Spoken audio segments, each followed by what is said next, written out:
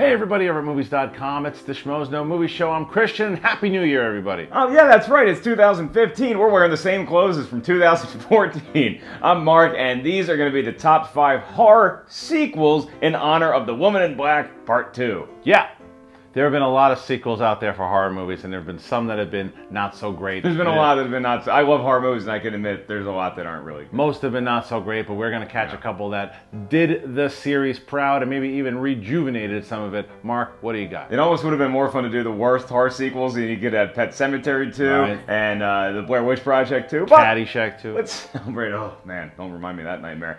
At number 5 is going to be the Texas Chainsaw Massacre 2. Kind of a reboot, but we let it on the list anyway. Yeah, the second movie was, hey, we have more of a budget, let's do some more with it. And you got to see good old Leatherface when you could actually really make out what it is. It wasn't made for 35 cents in a Snickers bar.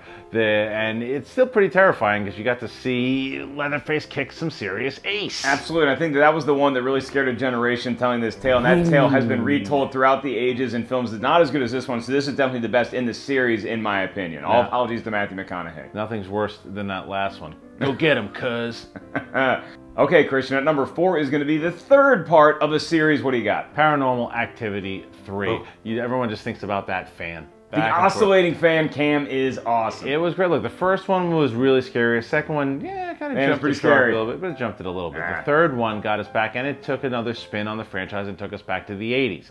And I thought it was very interesting the way that this movie played out with a gimmick that could have been tired and now is tired, but at that time they were able to do new tricks with it, and it worked. It's very rare that you can take the third film in a franchise and completely clear and revitalize the entire thing and use the original lore that made the first two so cool. That's what Paranormal Activity 3 did. It maybe should have been higher on this list. However, we got some guys, some classic guys that really love haunting you in your dreams in the woods that are going to be in the top 3, such as Friday the 13th, Part 2. Now, this may not be the best film in the series, however, it's the first time that we get the killer that we know and love that wears the hockey mask. Yeah, people forget that Jason was not even in the first movie. It was his mama. Yeah. And now you have, this is the reason why this particular one is in our list is because this, had Jason in general, the character of Jason, not been terrifying to some people with the hockey mask, we never get Jason in space.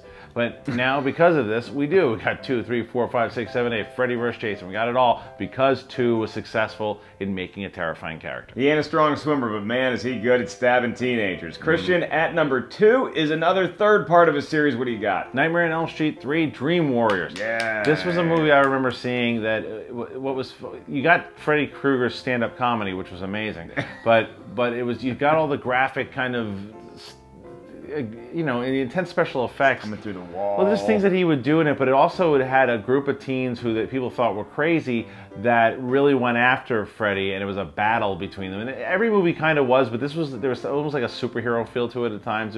Dream Warriors, it was fun. And we got to revisit Nancy because she was helping out those kids because she had the same experience. And my God, the scariest thing I've ever seen on camera. The bones in the graveyard? No. What? It is not Freddy. It is the nun wearing the away uniforms, all white, that ended up being a member of Freddy's family that we're not going to give away here, but my God, I still have evil dreams about that woman. All right, then what's the number 1? What's the number 1 sequel of all time? Oh, come on. This is a no contest. Evil Dead 2, baby. I'll swallow your soul, swallow your soul!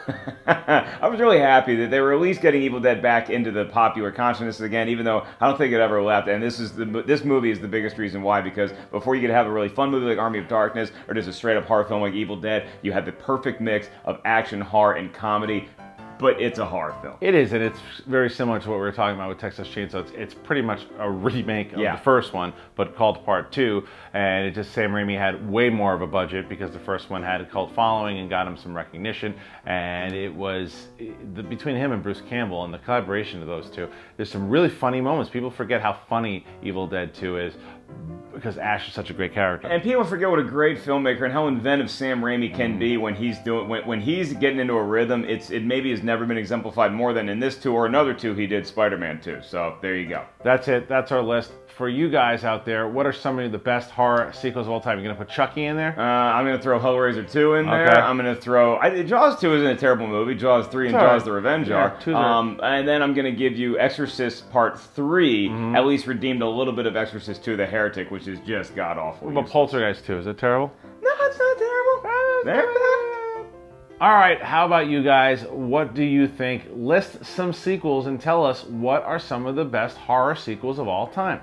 We'll be honest, it's a lean weekend. That's why we did horror sequels. But look, I saw the trailer for Women in Black too, and it gave me the chills. And that first movie we both liked, right? You're not a big horror guy. You liked Women in Black. I did. Some people didn't and gave it crap. I thought there was one part that was pretty terrifying. But that's it. That's our show. All you're going to get out of that guy. That's true. Okay, thank you very much for Movies.com and this character, Mark Ellis. This is the Schmoes Know Movie Show. Christian Harloff here, signing off. Don't get scared. Happy New Year!